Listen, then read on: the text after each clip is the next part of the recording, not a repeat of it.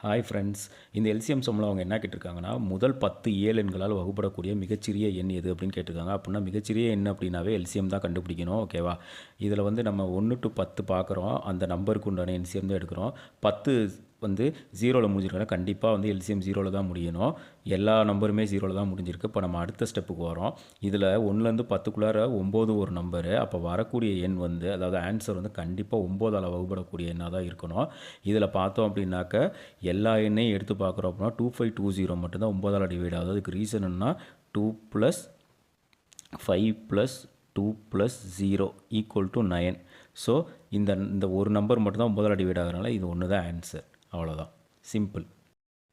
Hi friends, இந்த LCM சம்மில் அவங்க என்ன கேட்டிருக்காங்கன்னா, முதல் 10 இயல் எண்களால் வகுப்படக்கூடிய மிகச்சிறிய எண் எது அப்படின்னு கேட்டிருக்காங்க. அப்படின்னா மிகச்சிறிய எண் அப்படின்னாவே எல்சிஎம் தான் கண்டுபிடிக்கணும். ஓகேவா? இதில் வந்து நம்ம 1 to 10 பார்க்குறோம். அந்த நம்பருக்கு உண்டான எல்சிஎம் தான் எடுக்கிறோம்.